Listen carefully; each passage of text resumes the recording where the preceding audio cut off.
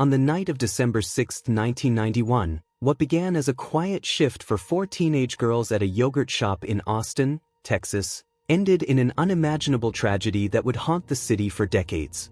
Jennifer Harbison, 17, her younger sister Sarah Harbison, 15, and their friends Eliza Thomas, 17, and Amy Ayers, 13, were working the closing shift at the small frozen yogurt store in a busy strip mall. By the time the fire department was called to extinguish a blaze at the shop just before midnight, it was already too late. Inside the smoldering ruins, firefighters made a grim discovery. The remains of all 4 girls were found. They had been restrained, fatally harmed, and the scene set ablaze in what appeared to be an effort to erase any traces. The horror of the crime sent shockwaves through Austin. It was one of the most brutal mass murders the city had ever seen, and the lack of a clear motive or suspect only deepened the anguish. Investigators launched a massive inquiry, interviewing hundreds of people and chasing down leads that often went nowhere.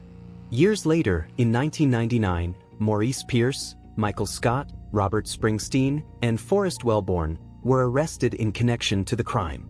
Scott and Springsteen eventually confessed during intense police interrogations, though their statements were inconsistent and possibly coerced. There was no physical evidence linking any of the men to the crime scene, and doubts about the validity of the confessions soon mounted. Despite this, Springsteen and Scott were convicted in the early 2000s. But the cases unraveled with the advancement of DNA testing. In 2008, DNA recovered from the crime scene was found not to match any of the 4 men. The charges were ultimately dropped, and they were released, though the shadow of suspicion lingered for years. As of now, the yogurt shop murders remain unsolved. Advances in DNA technology continue to offer hope, and investigators still revisit the evidence. In the early morning hours of July 4, 1954, a brutal murder inside a quiet suburban home in Bay Village, Ohio, launched one of the most controversial and sensational criminal cases in American history. Marilyn Shepard, the pregnant wife of Dr. Sam Shepard, a respected neurosurgeon, was found bludgeoned to death in her bedroom while their young son slept in the next room. Dr. Shepard claimed he had been asleep downstairs when he heard his wife's screams and ran to her aid, only to be knocked unconscious by a bushy-haired man he claimed to have seen fleeing the house. From the start, public opinion was divided. The media swarmed the story, turning the Shepard home into a circus and the grieving husband into a suspect. Under intense scrutiny and amid sensational headlines, Dr. Shepard was arrested and charged with Marilyn's murder. In a trial that many would later criticize as biased and chaotic, he was convicted in 1954 and sentenced to life in prison. But the case was far from closed. After serving nearly a decade behind bars, Dr. Shepard's conviction was overturned in 1966 following a landmark U.S. Supreme Court ruling that his right to a fair trial had been compromised due to the media frenzy and lack of judicial control. In a second trial later that year, he was acquitted. Though legally cleared, suspicion never fully left him, and his life after prison was marked by personal decline and struggles with alcohol. He died in 1970. In later years, his son, Sam Reese Shepard, became a vocal advocate for his father's innocence, even pursuing DNA testing on remaining evidence. Some of that testing appeared to support the idea that an intruder may have been responsible, but no one else has ever been charged. The murder of Marilyn Shepard remains officially unsolved. In February 1959, deep in the Ural Mountains of Soviet Russia, 9 experienced hikers led by 23-year-old Igor Dyatlov mysteriously perished under bizarre and chilling circumstances that continue to baffle investigators and fuel speculation to this day. The group had set out on a challenging expedition to reach Otorten Mountain, but never returned. When a search team finally located their abandoned campsite on the snowy slopes of what locals call Dead Mountain, they found the hikers' tent inexplicably slashed open from the inside. Their belongings and shoes had been left behind, as if they had fled in a panic into the freezing night. Over the following weeks, the bodies were discovered scattered in various locations and states. Some were nearly naked, others showed traumatic injuries, including fractured skulls, broken ribs, and one hiker missing her tongue and eyes. Yet there were no external wounds consistent with an attack, and radiation was oddly detected on some of the victims' clothing. Soviet authorities ruled the cause of death as a compelling natural force, leaving the door open to a host of theories ranging from avalanche, paradoxical undressing, and infrasound-induced panic, to more exotic explanations involving military tests, UFOs, or secret weapons. The Dyatlov Pass incident was shrouded in secrecy for decades, only officially reopened by Russian authorities in recent years. In 2020, an official report attributed the deaths to an unusual slab avalanche, but many critics argue this fails to explain all the strange details. The incident remains one of the most haunting wilderness mysteries ever recorded, and despite advances in science and technology, the deaths of those 9 hikers are still officially unexplained. Dorothy Jane Scott was a 32-year-old single mother living in Stanton, California, in 1980. Known for her quiet lifestyle and devotion to her 4-year-old son, she worked as a secretary for a psychedelic shop and a head shop owned by her father. In the months leading up to her disappearance, Dorothy began receiving strange and threatening phone calls from a man she said seemed to know everything about her life. Sometimes he professed love, other times he threatened to kill her. She was frightened enough to consider buying a gun and had recently begun taking self-defense classes. On the night of May 28, 1980, Dorothy drove 2 coworkers to a hospital after one had been bitten by a spider. She waited with them until one was discharged, then said she would bring the car around to pick them up. Minutes later, her car sped past the hospital exit at high speed, with the headlights blinding the others. That was the last time anyone saw her alive. Her car was found burning in an alley hours later, with no sign of Dorothy. For years, her family was tormented by anonymous phone calls from a man who claimed to be the one who killed her. He would taunt her mother weekly, always calling when she was alone. The calls stopped when Dorothy's story was featured on TV in 1984, but tragically resumed briefly afterward. On August 6, 1984, construction workers discovered charred human remains in a remote area of Anaheim. Dental records confirmed they were Dorothy's. The cause of death was undetermined, and her killer has never been identified. The Long Island serial killer case, also known as the Gilgo Beach murders, is one of the most chilling and enduring unsolved serial murder investigations in recent American history. It came to light in December 2010, when police were searching for missing escort Shannon Gilbert near Gilgo Beach, a desolate stretch along Ocean Parkway in Suffolk County, New York. Instead of finding Shannon, they uncovered a burlap-wrapped body, then 3 more in the days that followed, all within close proximity. These initial discoveries launched a sprawling investigation that would ultimately uncover the remains of at least 11 individuals, many of them women who had worked as sex workers and advertised on Craigslist.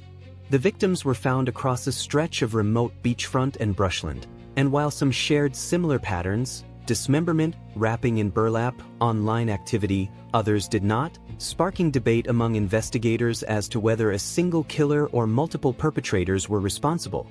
The case drew national attention, especially as law enforcement fumbled with jurisdictional overlap and internal miscommunication. The mysterious disappearance of Shannon Gilbert, whose body was eventually found a year later in a nearby marsh, only added layers of confusion and controversy. Though her death was officially ruled accidental, her family and advocates continue to believe she was murdered. For over a decade, the case went cold, haunted by cryptic cell phone records, potential law enforcement mishandling, and chilling composite sketches. But in July 2023, a major breakthrough stunned the public. Rex Heuermann, an architect from Massapequa Park, was arrested and charged with several of the murders tied to the so-called Gilgo 4. DNA evidence, burner phone records, and digital footprints linked him to the crime scenes. Yet despite this development, questions still remain. Not all victims have been definitively connected to Heuermann, and several bodies found along Ocean Parkway remain unidentified or without charges. As of now, the case is still unfolding. Heuermann has pleaded not guilty and is awaiting trial. While his arrest brought long overdue momentum to a case that haunted families and the community for years, the full story of what happened on Gilgo Beach, and whether others were involved, remains, for now, a dark mystery still being unraveled. Ambrose Bierce, the celebrated American writer, journalist, and satirist, vanished without a trace in 1914, leaving behind one of the most enduring literary mysteries in U.S. history. Known for his biting wit and dark, cynical stories, particularly his Civil War tales and the iconic short story, An Occurrence at Owl Creek Bridge, Bierce was 71 years old when he decided to leave the United States and travel into war-torn Mexico. Fascinated by death and the macabre throughout his life, Bierce claimed he wanted to witness the Mexican Revolution firsthand. In letters sent to friends, he expressed an almost poetic longing for a dramatic end. In late 1913, he crossed into Mexico and reportedly traveled with Pancho Villa's army as an observer. The last confirmed communication from Bierce came in December 1913, when he wrote from Chihuahua. After that, he simply vanished. No definitive evidence of his fate ever emerged. Some accounts suggest he was executed by a firing squad in the town of Sierra Mojada, but no death record, eyewitness testimony, or grave was ever confirmed. Others speculated that he grew weary of life and wandered into the desert to die alone, or that he was caught in the crossfire of the brutal conflict he came to witness. Over the years, theories ranged from romanticized suicide to secret identities and even conspiracies. Despite numerous investigations, inquiries, and books on the subject, Ambrose Bierce's disappearance remains unsolved. Asha Degree was a bright, shy, and athletic 9-year-old girl living with her close-knit family in Shelby, North Carolina. On the morning of Valentine's Day, February 14, 2000, Asha vanished from her home in the middle of the night, a disappearance that has haunted her community and baffled investigators for over 2 decades. The night before, everything seemed normal. Asha went to church and then to bed in the room she shared with her older brother. At some point between 2:30 a.m. and 4 a.m., she quietly packed her book bag, slipped out of bed, and left the house. Multiple witnesses later reported seeing a small figure walking alone along Highway 18 in the pouring rain, dressed in a white shirt and white pants. One motorist even turned around to check, but said the child darted into the woods and disappeared. A massive search followed. Days later, authorities found candy wrappers, a pencil, and a marker in a shed along the highway, items believed to be Asha's. But the most startling discovery came over a year later. Her book bag, double-wrapped in trash bags, was found buried off Route 18 in Burke County, over 25 miles from her home. Inside were her belongings and a copy of a book checked out from her school library, which added even more mystery. Despite national attention, FBI involvement, and recurring tips, Asha's case remains unsolved. The motive behind her leaving voluntarily is still unclear. She had no history of running away, and her family insists she was happy and well cared for. Investigators have explored theories involving grooming or luring, but no definitive suspect has been identified.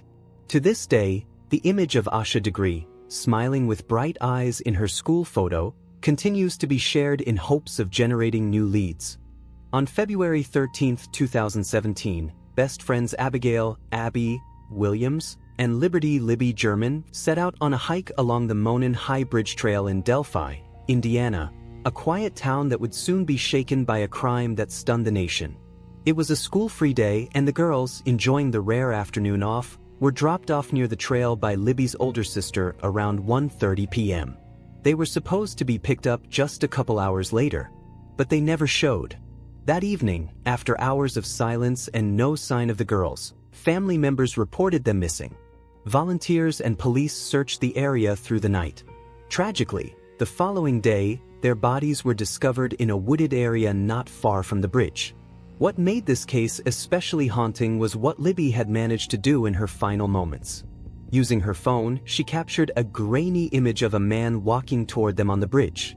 This appears to be the cell phone footage prosecutors played during the highly publicized Delphi murder trial. It purportedly shows the last moments that 13-year-old Abigail Abby Williams and 14-year-old Liberty Libby German were seen alive. See, this is the path that we go down. Here, it seems Libby filmed Abby as they walked on an old railroad bridge in Delphi, Indiana, on February 13, 2017. A man, referred to as Bridge Guy, is visible behind the girls. Police and prosecutors later identified him as the murder suspect.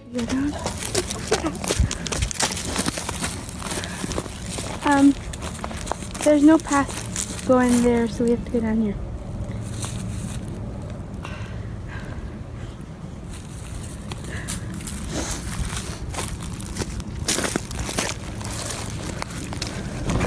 Hi.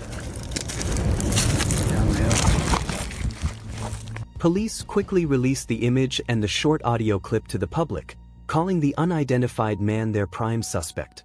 Yet despite the clear lead and an intense investigation involving state police and the FBI, the case remained unsolved for years. In October 2022, a major development finally came. Authorities arrested Richard Allen, a Delphi resident who lived just minutes from where the girls were last seen. Though he initially claimed he had no involvement, investigators revealed evidence tying him to the crime scene, including an unspent bullet found near the girls' bodies that matched a firearm owned by Allen. In a shocking twist, court documents released later referenced disturbing writings allegedly found in his jail cell, pointing to possible ritualistic motives. As of now, Richard Allen awaits trial while the legal process unfolds. In March 1998, Amy Lynn Bradley, a vibrant 23-year-old from Virginia, vanished without a trace while on a family cruise in the Caribbean, a disappearance that has become one of the most chilling maritime mysteries of all time.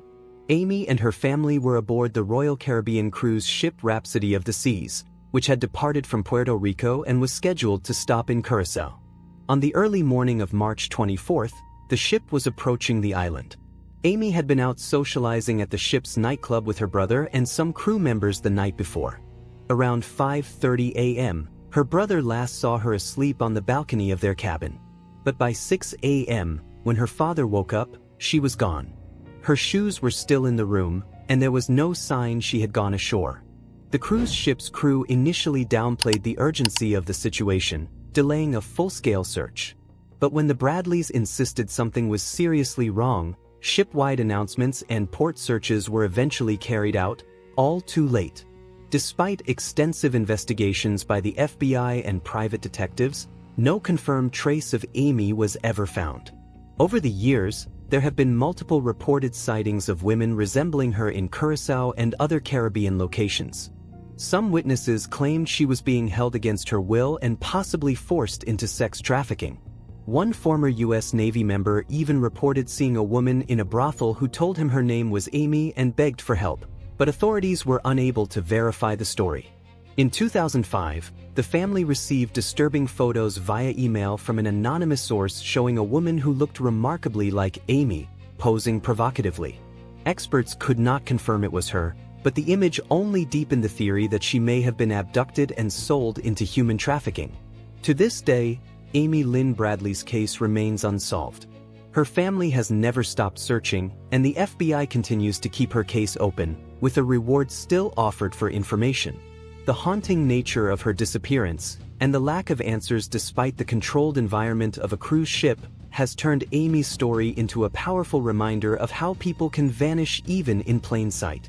In the spring of 1981, the peaceful community of Keddie, a tiny mountain town in Northern California, was rocked by a brutal and baffling crime that has haunted the region for decades. On the morning of April 12th, 14-year-old Sheila Sharp returned to her family's cabin, Cabin 28, after spending the night at a neighbor's. What she found inside would mark the beginning of one of America's most disturbing unsolved murder cases. Inside the small cabin were the bound and bludgeoned bodies of her mother, 36-year-old Glenna Sue Sharp, her 15-year-old son John, and John's 17-year-old friend Dana Wingate.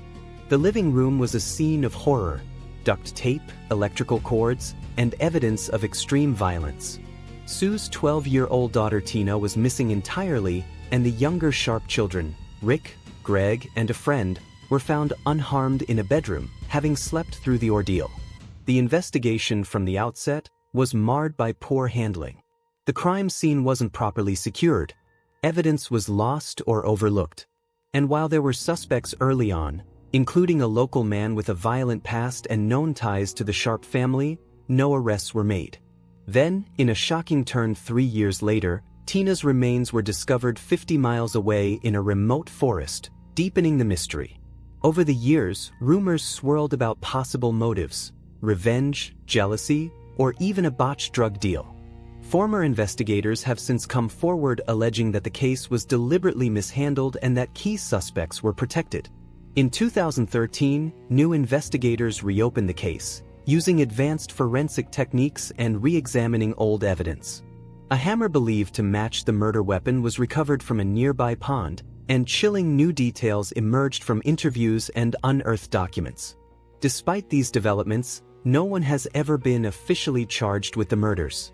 The Sharp family's surviving children have continued to seek justice, pushing for answers that still remain elusive.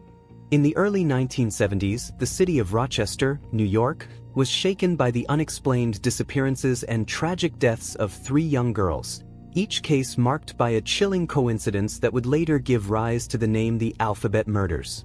The first case was that of 10-year-old Carmen Colon. On November 16, 1971, Carmen left her home to run a quick errand but never returned. Her remains were discovered 2 days later in a rural area outside the city. The community mourned a vibrant, happy child taken far too soon. In April 1973, 11-year-old Wanda Volkovich disappeared on her way home from a local store. Her disappearance launched a large-scale search involving both law enforcement and community volunteers. Tragically, Wanda was also found in a remote area the next day, her life cut short in circumstances heartbreakingly similar to Carmen's. Then, in November of that same year, another young girl, 11-year-old Michelle Mainza, went missing while walking home from school. Michelle's disappearance set off alarms across Rochester. Sadly, her body was found 2 days later. Like the others, she had vanished in broad daylight. The cases shared more than just tragedy. All 3 girls had alliterative names: Carmen Colon, Wanda Volkovich, and Michelle Mainza.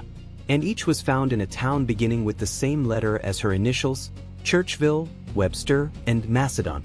This unusual pattern suggested a possible link, and investigators began working under the theory of a single individual responsible. Hundreds of tips were followed. Suspects were interviewed. Families were questioned with care. Even decades later, advancements in forensic science helped uncover new evidence in at least one case, but not enough to bring a resolution.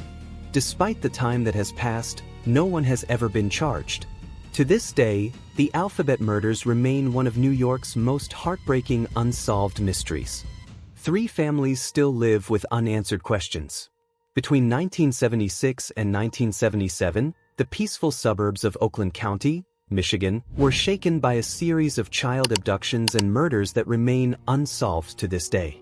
The case, known as the Oakland County Child Killer, claimed the lives of at least 4 children and left an entire community in fear, worried that someone was preying on their most innocent.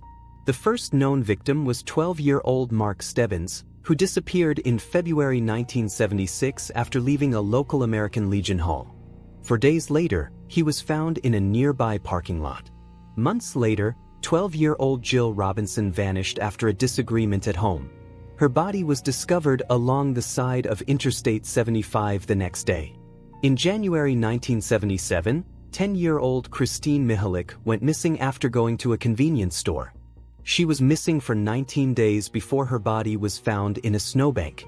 The last known victim, 11-year-old Timothy King, disappeared in March 1977 after walking to a pharmacy to buy candy. 6 days later, he too was found, carefully placed by the roadside. Each child had been missing for several days. And in each case, it appeared they had been cared for while they were gone. Clean clothes, brushed hair, signs of food. It was this disturbing pattern that made the case so chilling. Someone had taken the time not only to abduct these children but to look after them before taking their lives. The FBI and Michigan State Police launched one of the largest investigations in the state's history. Over 18,000 tips were followed. Composite sketches were released. A task force was formed, but progress remained slow. The media dubbed the unknown suspect the babysitter killer, a name that captured the eerie combination of attention and control the perpetrators seemed to exert. For decades, theories and suspects came and went. In the early 2000s, DNA evidence ruled out several long-standing leads. In 2007, a man named Christopher Bush, linked to earlier child abuse cases, was found dead under suspicious circumstances. In his home, investigators discovered disturbing artwork and a report that placed him under scrutiny at the time of the original crimes. Still, no one has ever been charged. The families of the victims have spent years demanding answers. Some have pursued independent investigations. Others have simply waited, hoping time and science would eventually bring clarity. But justice remains elusive. The Oakland County child killer case is more than a haunting chapter in Michigan's history. It's a painful reminder of how quickly innocence can be lost and how a community can be forever changed. Over 45 years later, the children's names, Mark, Jill, Christine, and Timothy, are still spoken with love, and their families are still waiting for the truth. It was just days before Christmas in 1959 when tragedy struck the quiet town of Osprey, Florida. What should have been a peaceful holiday season was instead marked by a devastating mystery, one that remains unsolved more than 6 decades later. On December 19th, the Walker family, Cliff, his wife Christine, and their 2 young children, Jimmy and Debbie, were found murdered in their modest rural home. Cliff worked as a ranch hand. Christine was a devoted homemaker. By all accounts, they lived a quiet life and were well-liked in the small farming community. That Saturday morning, the Walkers went about their day as usual. They had visited a department store in Sarasota and returned home in the early afternoon. But by evening, when Cliff failed to show up for work or answer his phone, a colleague came by the house and made a chilling discovery: the entire family had been killed in their home. The crime sent shockwaves through Sarasota County. The Walkers had no known enemies. There were no signs of forced entry. Detectives believed the family may have known their killer. Dozens of suspects were interviewed. Hundreds of leads were pursued. But as weeks turned into months and months into years, the trail went cold. One of the more unusual developments came years later, when 2 infamous names surfaced in connection to the case: Perry Smith and Richard "Dick" Hickok, the same men convicted of the Clutter family murders in Kansas, which were immortalized in Truman Capote's In Cold Blood. Smith and Hickok had reportedly traveled through Florida shortly after the Clutter killings, leading some to speculate they could have been involved in the Walker case. However, DNA testing in the 2000s failed to confirm a match. Despite renewed interest over the years and advances in forensic technology, the case remains unsolved. No one has ever been arrested. No definitive motive has ever been established. Today, the Walker family murders are remembered as one of Florida's most haunting cold cases.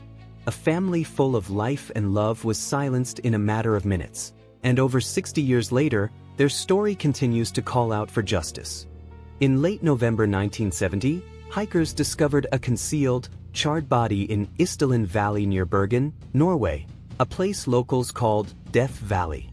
The victim became internationally known as the Isdal Woman, and her identity remains one of the most perplexing cold case mysteries. On November 29th, a father and his 2 daughters stumbled upon a badly burned woman lying in an unusual boxer's position, inside a rough, rocky outcrop. Nearby lay charred remnants of her clothing and personal effects: a half-empty liquor bottle, melted plastic water bottles, an umbrella, jewelry, and burnt paper. Investigators noted she was alive when set ablaze, as there was soot in her lungs and petroleum traces beneath her torso. 3 days later, 2 suitcases belonging to her were found at Bergen train station. The contents included wigs, clothing, shoes, British, German, Swiss, and Norwegian currency, non-prescription glasses which had her fingerprint, cosmetics, teaspoons, and a coded notepad. Every identifying label had been removed.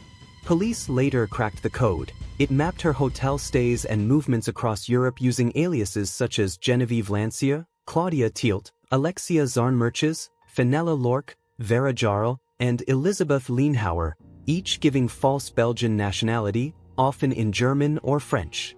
Eyewitnesses described her as a well-dressed, elegant woman about 5'3" tall, age 25 to 40, speaking German, Flemish, or broken English, changing hotels frequently, wearing wigs, and often appearing guarded or anxious. One waitress recalled she seemed self-assured, even flirtatious, but avoided conversation. Other observers reported she had poor hygiene and body odor, interpreted by some psychologists as signs of extreme stress or anxiety. possibly linked to paranoia or fear for her safety. The autopsy determined she had consumed 50 to 70 sleeping pills. There were burn injuries and bruising on her neck that suggested possible assault or fall, but no clear blow. Her death was officially ruled a combination of carbon monoxide poisoning and a barbiturate overdose. Some officers suspected foul play, despite the formal suicide ruling.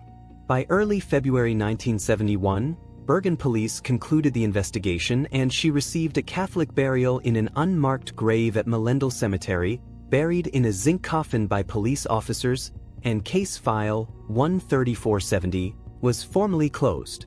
In 2016, the case was officially reopened.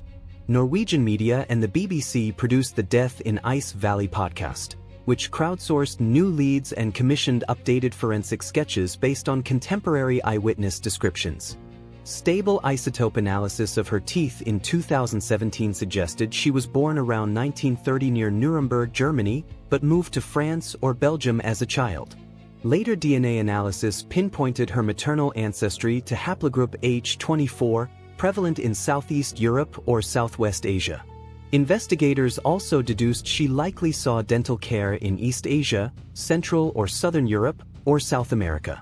As of now, her identity remains unconfirmed.